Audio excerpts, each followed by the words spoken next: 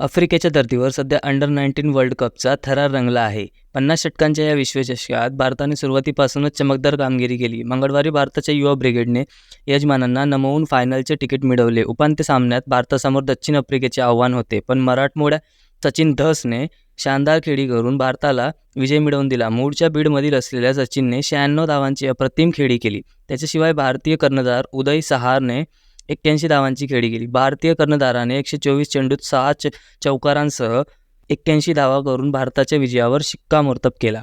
नमस्कार, मी मेहुल शिंदे. आपण पाहताय Marathi study junction. ICC men's under world cup 2024 दक्षिण आफ्रिकेच्या धर्तीवर सध्या अंडर-19 वर्ल्ड कप खेळला जातो आहे. भारतीय संघाने सेमीफायनल मॅचमध्ये 48.5 षटकात 8 बाद 248 धावा करून फायनलचे तिकीट मिळवले. सचिन धसने 11 चौकार आणि एका षटकाराच्या मदतीने 95 चेंडूत 96 धावांची खेळी केली. आफ्रिकेने दिलेल्या 245 धावांच्या आव्हानाला पाठलाग करताना भारताला सुरुवातीला 4 मोठे धक्के बसले. आघाडीचा फलंदाज आदर्श सिंग 0, अर्शिन कुलकर्णी 12, मुशीर खान 4 आणि प्रियांशु मुलिया 5 स्वस्तात माघारी परतले. पण मराठमोळ्या सचिन धस आणि कर्णधार उदय सहार यांच्यात मोठी भागीदारी झाली. त्यांनी दोघांनी मिळून 5व्या बळीसाठी 187 चेंडूत 171 धावा कुठल्या. आफ्रिकन गोलंदाज बळी घेण्यासाठी तरसताना दिसले, पण सचिन धसला बाद करून यजमानांनी घरच्या चाहत्यांना सुखद धक्का दिला. शतकापासून केवळ 4 धावा दूर असताना सचिन बाद झाला आणि भारताला 5वा झटका बसला. अंडर-19 विश्वचषक 2024चा पहिला उपांत्य सामना भारत आणि दक्षिण आफ्रिका यांच्यात खेळवला गेला. दक्षिण आफ्रिकेतील विलोपूर पार्क बनवून ते उपांत्य सामना पार पडला.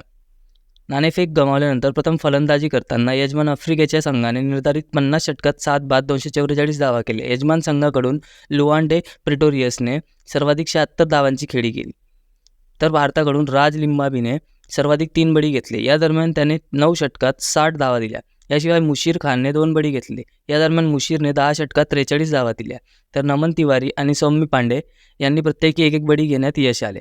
कोण आहे मराठमोळा सचिन धस? भारताला फायनलचे तिकीट मिळवून देण्याचे बीडचे सचिन धसने मोलाची भूमिका बजावली. सचिनचे वडील बीडमधील आरोग्य विभागात नोकरी करत असून आई पोलीस अधिकारी आहे. आई वडिलांनी लहानपणापासूनच सचिनच्या क्रिकेट करिअरला प्राधान्य दिले. सचिनची आवड ओळखून अभ्यासापेक्षा त्याच्या क्रिकेट करिअरवरच फोकस केला होता. दडपणातही मोठी खेळी बांधण्याचे फलंदाजीचे कौशल्य, यामुळे तो मास्टर ब्लास्टर सचिन तेंडुलकरला आपला आदर्श मानतो. सचिन धसने BCCIच्या 14 वर्षाखालील स्पर्धेत मुंबई विरुद्ध 8व्या क्रमांकावर येऊन 36 धावांची खेळी केली. त्यानंतर त्याला निवड समितीने वरच्या फळीत खेळण्याची संधी दिली. या संधीचे सोने करीत सचिनने गुजरात आणि सौराष्ट्र विरुद्ध अर्धशतके ठोकली. BCCIच्या 16 वर्षाखालील स्पर्धेत त्याने गुजरात विरुद्ध 116 धावांची खेळी केल्यानंतर कधी मागे वळून पाहिले नाही.